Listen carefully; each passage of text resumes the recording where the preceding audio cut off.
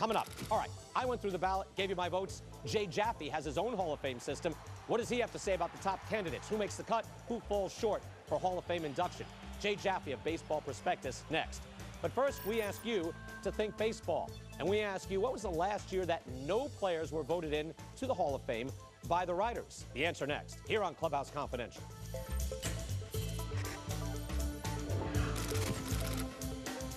And we asked you, hey, when was the last time the writers didn't vote anyone in?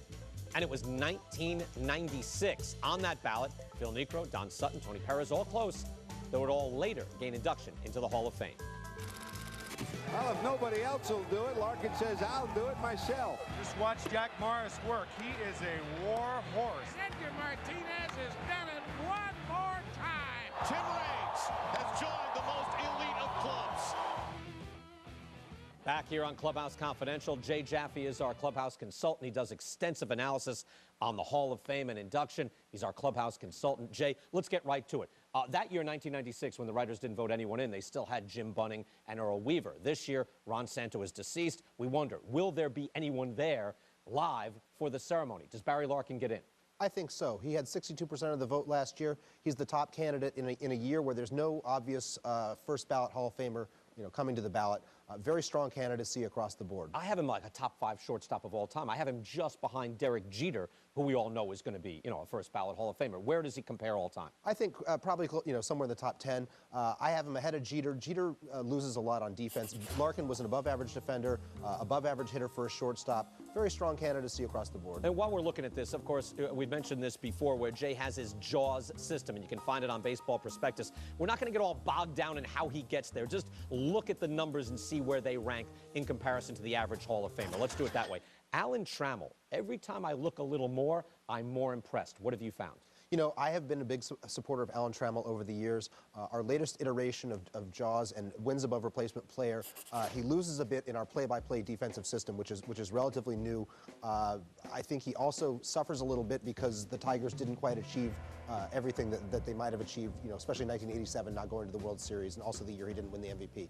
Strong candidate, maybe not quite strong enough for me anymore. You see, you know what? Right. Now, I'm the opposite now. As I keep digging, he gets more and more impressive to me, and I think he gets in. And I was surprised over a 10-year stretch as far as WAR, wins above replacement, he's actually comparable to Barry Larkin, who I think, should just fly right in. All right, first baseman, Jeff Bagwell, you are very impressed by. I'm impressed by him, too. I wonder how much support he gets. How about performance on the field? Performance on the field, absolutely great. I have him 5th all-time in my system behind Lou Gehrig, Albert Pujols, Jimmy Fox, and Cap Anson among first basemen. If you look at the 1991 to 1999 stretch when he was in the Astrodome, he put up phenomenal numbers in a very pitcher-friendly park. Probably wasn't appreciated as much as it could have been in that time. He was the 5th best hitter in the majors according to Baseball Prospectus' true average stat during that period. All right, Edgar Martinez. I want to mention, while I was doing High Heat and we had Joe DiMaggio and Mike Schmidt up here, Jay almost wept at the majesty, as you said, the majesty of it all. I just wanted to point out to people how great Edgar Martinez was at the plate. What do you think of Edgar? Absolutely phenomenal hitter. I think he even when you apply the positional penalties that we use in wins above replacement player. And you give severe penalties. Yeah, severe penalties to account for being a DH instead of playing the field even badly. He comes in the equivalent of the average Hall of Fame hitter, and that's with a late start to his career. A lot, and the injuries working against him. Absolute phenomenal hitter, 13th all-time in on base. And suddenly writers are looking at this and saying, oh, what about his defense? When were they ever concerned about defense? Hitting, I thought, was supposed to be the thing. There's all these different standards. Tim Raines. Absolutely should already be in the Hall of Fame as far as I'm concerned. I compare him to Tony Gwynn. Gwynn had the 300 batting averages and the 3,000 hits. Raines made up for that with the walks and the steals. Was actually more valuable over the course of his career.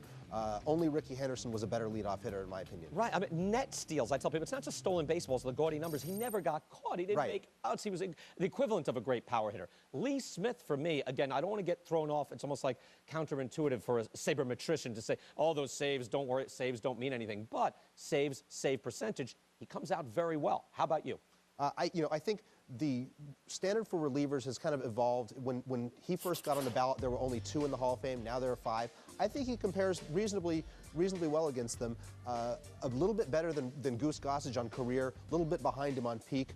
I could go either way, but right now I lean towards in. The 2 guys with the very high peaks, Don Mattingly, Dale Murphy, what about them? No, they didn't sustain that greatness for long enough at either position.